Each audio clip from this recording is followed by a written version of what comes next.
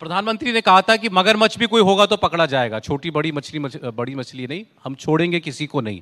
किसकी ओर इशारा कर रहे थे? इसको लेकर लोग कयास लगाने रहे कि भाई राजस्थान में अब क्या बड़ी क्या है, कांग्रेस के जमाने में एक कल्चर बन गई देश में कि वी आर द वीआईपी, हमारे तो कोई हाथ ही नहीं लगा सकता।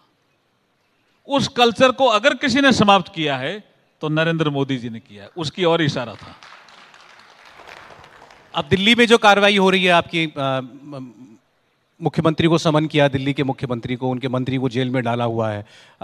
चाहे हैदराबाद में कार्रवाई होती है किसी के ऊपर, सब लोग कहते हैं कि भाई वेंडेटा पॉलिटिक्स है। ये अभी मनीष सिसोदिया जी जेल में हैं, जुडिशरी पे विश्वास नहीं है उनको क्या? जुडिशरी अगर उनको जमानत नहीं दे रही है तो इसका मतलब केस सॉलिड है। अब इसमें भी अगर आपको किसी को या कुछ लगता नहीं है तो मैं कुछ नहीं कह सकता जी, केस सॉलिड है तभी तो जमानत नहीं मिल रही है ना। लोग तब ये पूछने लगे हैं कि क्या दिल्ली के मुख्यमंत्री भी जेल जाएंगे, उनको भी आप समन के लिए बुला रहे हैं? ये नहीं है विषय, तो अगर कोई गलत किया तो जेल जाएगा ही, लेकिन एक कल्चर थी कि कोई बड़ा आदमी है उसके खिलाफ कोई कार्रवाई नहीं हो सकती, कोई एजेंसी हाथ नहीं लगा सकती। उस कल्चर को नरेंद्र मोदी जी ने समाप्त किया, ये जनता जानती है, देश की जनता भी जानती है। नहीं, क्योंकि भ्रष्टाचार पर कार्रवाई, अब प्रधानमंत्री अपनी हर रैली में ये बात कहते हैं कि आपने मुझे इसीलिए बैठाया है ना यहाँ पर कि मैं भ्रष्टाचारियों पर कार्रवाई करूं।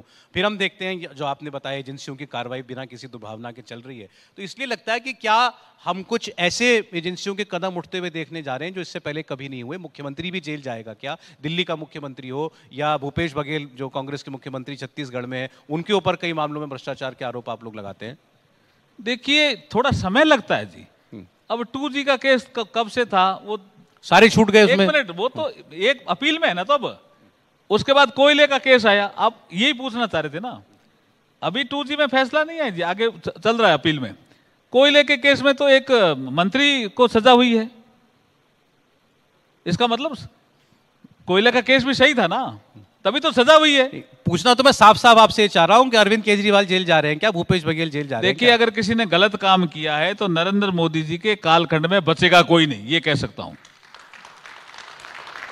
कोई भी कितना भी बड़ा नेता हो, कितना ही बड़ा हो, क्योंकि वीआईपी कल्चर इन्होंने समाप्त की अपने एक्शन से भी। प्रधानमंत्री जी ने, ये कोई छोटा निर्णय था कि लाल बत्ती एक ही ऑर्डर से समाप्त हो गई, कोई लाल बत्ती नहीं लगाएगा, ये छोटा निर्णय था क्या?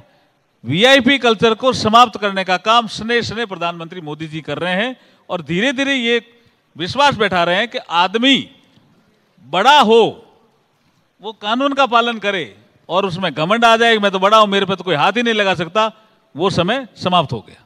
अहंकार की भाषा बोलने का इल्जाम तो राहुल गांधी लगा रहे हैं, कांग्रेसी और लगा रहे हैं प्रधानमंत्री के ऊपर। उन्होंने कह दिया मूर्खों का सरदार। क्या मूर्खों का सरदार कहा ना राहुल गांधी जी? जाने जी, कई बार मैं देखता हूं लोकसभा की बहस में भी प्रधानमंत्री जी कभी भी किसी तरह का असभ्य शब्द यूज नहीं करते, और कांग्रेस और राहुल गांधी जी कितने ही शब्दों का यूज किया प्रधानमंत्री जी के खिलाफ, लेकिन प्रधानमंत्री जी नरेंद्र मोदी जी सभ्य भाषा का यूज करते हैं, संवैधानिक भाषाओं का यूज करते हैं, चाहे लोकसभा में बहस हो चाहे राज्यसभा में बहस हो।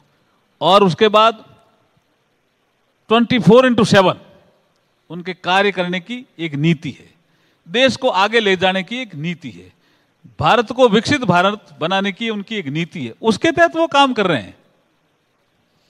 नहीं, अब मूर्खों का सरदार कहा उन्होंने ना, ये बात तो सही है। कई बार कई चीजें कही जी उन्होंने, कई चीजें कही, वो तो उनका काम है, ऐसा नहीं कहना चाहिए। प्रधानमंत्री पद पर हैं वो। नहीं, प्रधानमंत्री ने कहा, राहुल गांधी के लिए कहा मूर्खों का सरदार, रैली में कहा ना। राहुल गांधी ने ही अधिकतर कहा है प्रधानमंत्री जी पे, मैं ये कहना चाह रहा हूं जी।